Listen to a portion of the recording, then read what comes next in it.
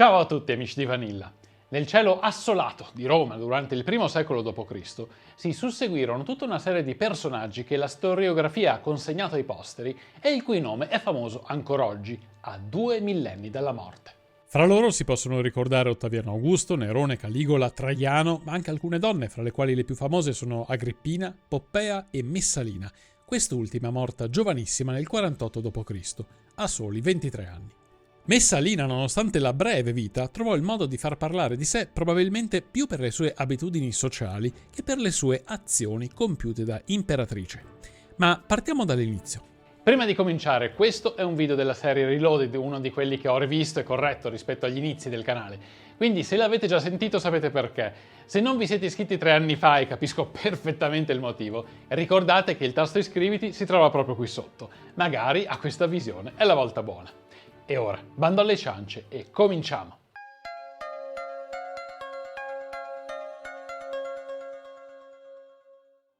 Messalina nasce in una famiglia patrizia imparentata con la casata Giulio Claudia e, a soli 14 anni, si trova obbligata a sposare Claudio, un uomo notoriamente affetto da handicap fisici.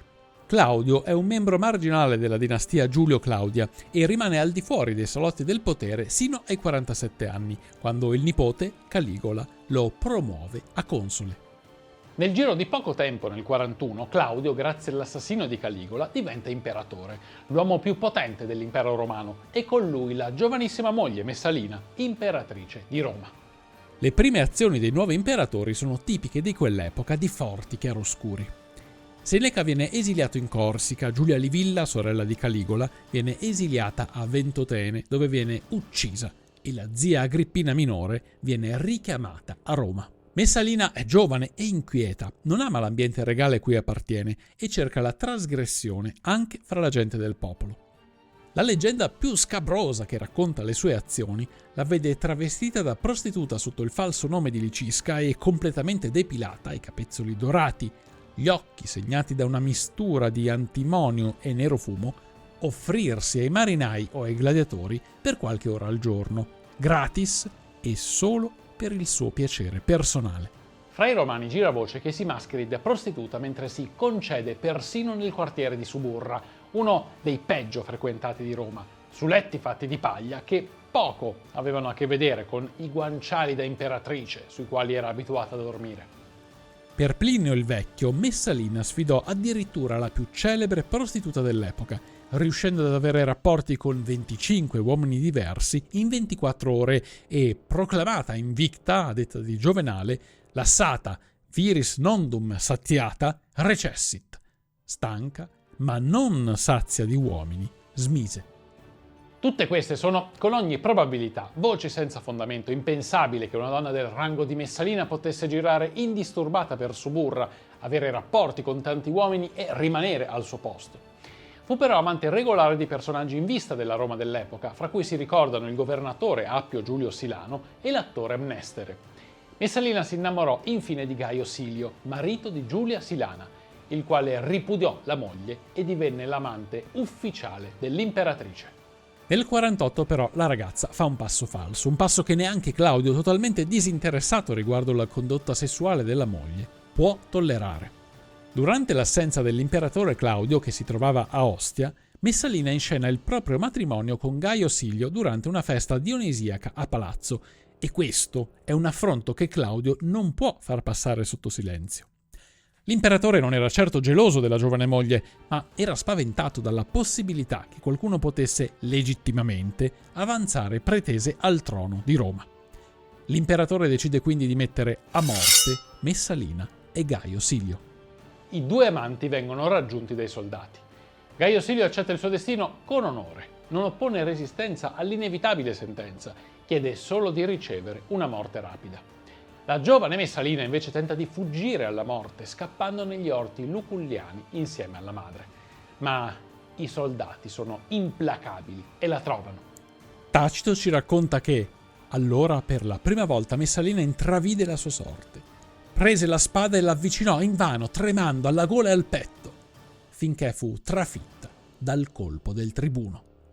La descrizione della sua morte, prima un tentativo di suicidio e poi il colpo di grazia del militare, fa ben immaginare quanto possa essere stato drammatico per una giovane donna piena di voglia di vivere essere uccisa per conto del marito.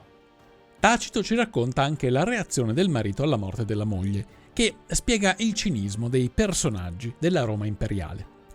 A Claudio, mentre banchettava, fu annunciato che Messalina era morta, senza precisare se di mano propria o altrui. Claudio non fece domande, chiese una coppa e continuò il banchetto, come di consueto. Nonostante le descrizioni particolareggiate delle abitudini sessuali dell'imperatrice, tali descrizioni vanno ben contestualizzate nella Roma imperiale. Esisteva all'epoca di Augusto una legge contro l'adulterio, l'ex Iulia de adulteris coercendis, che puniva le mogli adultere con l'esilio a vita. Nonostante il diritto, nella pratica i tradimenti erano all'ordine del giorno e gli aristocratici si preoccupavano poco dei costumi sessuali degli uni o degli altri. I matrimoni fra di loro erano combinati soltanto per esigenze di potere, dei contratti di affari veri e propri, e imputare all'uno o all'altro coniuge delle colpe per il tradimento era privo di senso. Diverso era il ragionamento politico, che sfruttava le debolezze delle parti avverse per dipingere un ritratto terribile dei propri concorrenti. Ecco che una Messalina prostituta nel quartiere di Suburra potrebbe essere l'invenzione di qualche senatore o degli stessi seguaci di Claudio per giustificare l'esecuzione capitale dell'imperatrice. La giovane donna subì, fra le altre cose, una vera e propria damnatio memoriae dopo la morte. Tutte le sue statue furono distrutte, il suo nome cancellato da ogni documento e il figlio maschio privato del diritto al trono di Roma. Tiberio Claudio Cesare Britannico, suo figlio nato nel 41, fu infatti escluso dal padre per il ruolo di imperatore che fu dato illegittimamente a Nerone, figlio di Agrippina, che nel frattempo si era sposata proprio con Claudio. Britannico sarà poi assassinato per ordine di Nerone nel 55. In quella Roma di intrighi non stupirà sapere che Nerone, figlio di Agrippina, che era la zia di Messalina e nuova moglie di Claudio, sposò la figlia di Messalina, Claudia Ottavia, che finì, ça va sans dire, assassinata per ordine di Nerone stesso. Prima che andate a vedere il prossimo video vi ricordo che questo l'ho caricato con la velocissima connessione di Spadhausen. Se anche voi volete avere la fibra gratis a casa con un mese omaggio, cliccate sul link in descrizione e usate il codice sconto Vanilla.